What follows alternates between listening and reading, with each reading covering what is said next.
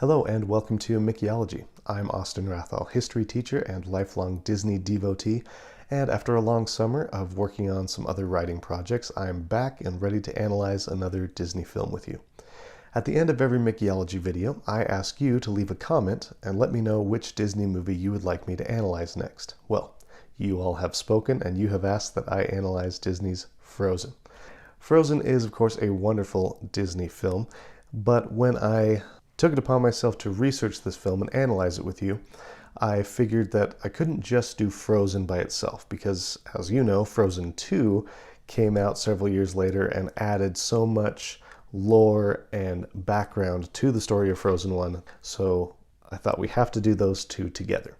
Well, when I started researching those two films, I realized that those feature films are just the tip of the Frozen iceberg, pun intended, and that Frozen already has a universe worth of content. In terms of sheer content volume, Frozen rivals nearly every animated franchise in the Disney canon, and that's even if you don't include things like print media, toys, and video games. So, without further delay, today's video will cover when and where Frozen, Frozen Fever, Olaf's Frozen Adventure, Frozen 2, Once Upon a Snowman, and Myth, A Frozen Tale take place. And just so you know, we will not be including Olaf at Home, Olaf Presents, Lego Frozen Northern Lights, the Arendelle Castle Yule-log, or the Arendelle Castle Yule-log Cut Paper Edition.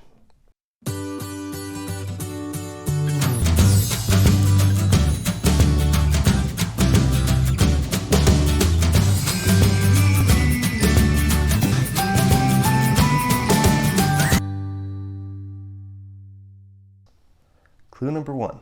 Filmmaker statements. Disney filmmakers have made no secret about which culture inspires the world of Frozen. In the book The Art of Frozen, author Charles Solomon explains that Disney animators originally intended to draw on a broad swath of Scandinavian influences to create the Kingdom of Arendelle, but that changed partway through production. As Solomon writes, early in the production, it was decided that Arendelle would be based on Scandinavian designs, as Sleeping Beauty had been inspired by French illuminated manuscripts. Production designer Michael Giaimo and some of the other artists made a trip to Solvang, the Danish village in central California. After meeting with historians who explained the specificity of Scandinavian cultures, they realized they couldn't pick and choose among those proud individual traditions, and they decided to focus on Norway. Filmmakers specifically drew inspiration from the Norwegian town of Balestrand. The absolute beauty of this world is quite unique. We did draw a lot of inspiration from Norway. In fact, we sent our art direction team to Norway as the jumping off point. Hang on! Norway was so inspirational to us and our team. They set off into these beautiful fjord mountains, which make for an extraordinary landscape. Everything in the movie, the costume, the architecture, came from that trip. Further proof of the movie's Norwegian setting can be found in the Frozen short films. In the short film Olaf's Frozen Adventure, Olaf visits the home of a woman who bakes a giant cookie in the wavy shape of Norway for her children. Olaf himself uses the word Norwegian in the film Once Upon a Snowman. Welcome to Wandering Oakens. Wandering Oakens? Do you know that if you scramble up those letters, it's an anagram for naked Norwegians? The Northuldra people of Frozen 2 are based loosely on Norway's indigenous Sami people, with whom Disney artists collaborated when it came time to design costumes for Northuldran characters. Artists even wove Sami influences into Kristoff's costume in the first film.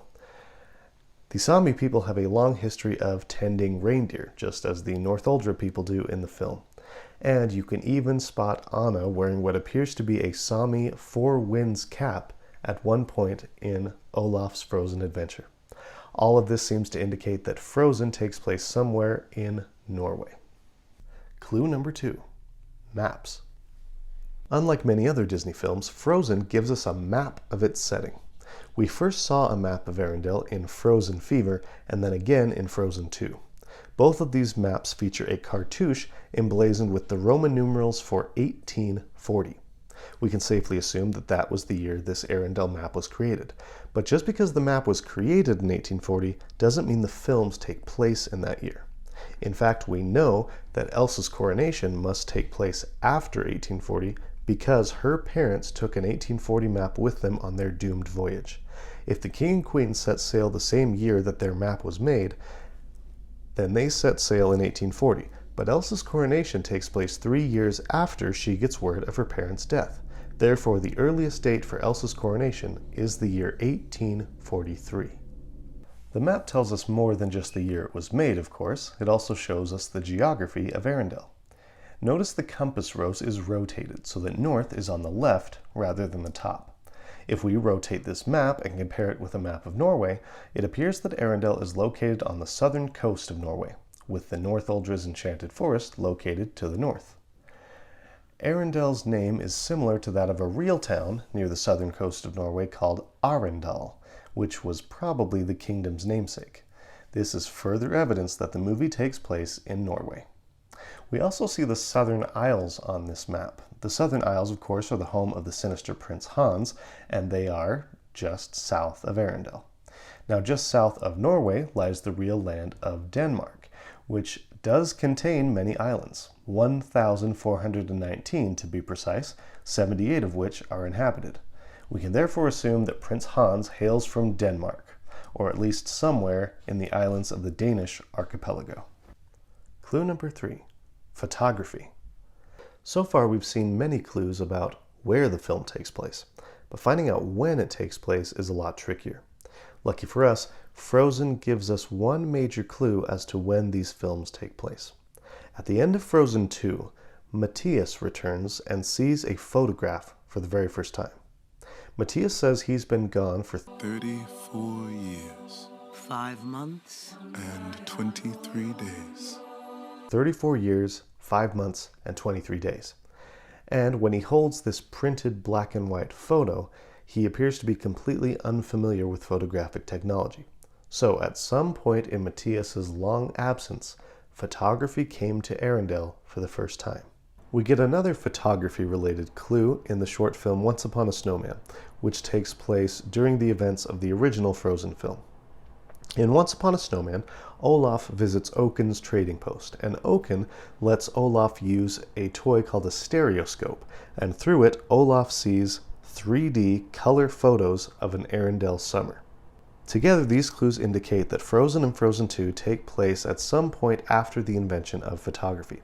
Specifically, they take place after the invention of printed photographs, 3D photographs, and colored photographs. So if we can determine when those three pieces of photographic technology were first invented, we may be able to determine when the Frozen films take place. Photography was invented around the year 1840.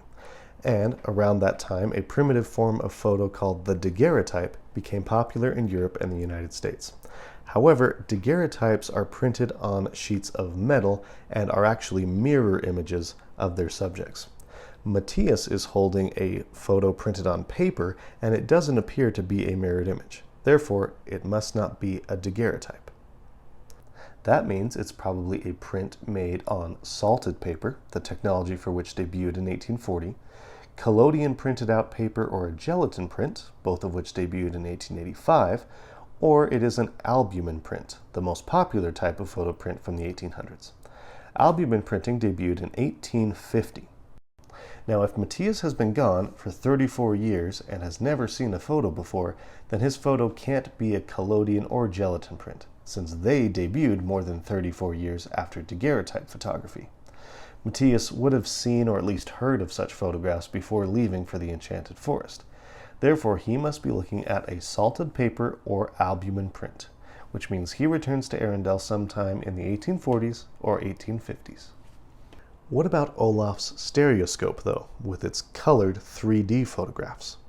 Well, the stereoscope, which was basically the 19th century version of the Viewmaster toy, debuted in 1850. Since Olaf uses a stereoscope during the events of the original Frozen, we know that Frozen must take place sometime after 1850. Now, the slides that Olaf views are colored. Color photography didn't really begin in earnest until 1907. However, as early as the 1850s, colored stereoscopic photographs were around because artists were coloring them by hand. That means the photos that Olaf sees were probably hand tinted, and this once again indicates that Frozen can take place no earlier than 1850. And now it's time for some Frozen mathematics. Here we go.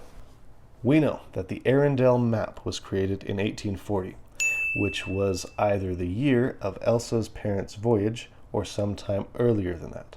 We know that Elsa's coronation took place 3 years after she got word of her parents' death, which means that the earliest, according to the map, that the main events of Frozen could take place would be 1843. However, we also know that daguerreotype photography debuted in Europe around 1840. Therefore, the last year in which Matthias could leave Arendelle without having heard of photography would be 1839. If he left in that year and he was gone for 34 years, 5 months, and 23 days, the latest that Frozen 2 could take place would be circa 1873. Filmmakers have said that Frozen 2 takes place 3 years after Frozen 1.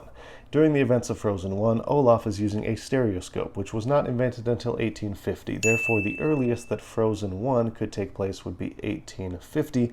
Therefore, 3 years after that would be the events of Frozen 2. That would make sure that Matthias returns in 1853. However, they could have returned sometime after that. Therefore, if we split the difference between all our possible dates, we arrive at the conclusion that Frozen takes place circa the year 1860 or so. Any questions? So, based on statements from the filmmakers, the film's maps, and the clues surrounding photographic technology, I am placing the Frozen films in Norway circa 1860. So, what do you think of my conclusions? When and where do you think the Frozen films take place? Please let me know in the comments, and as always, let me know which Disney movie you would like me to analyze next. Don't forget to like, don't forget to subscribe, and thank you very much for watching. I'll see you next time. Bye-bye.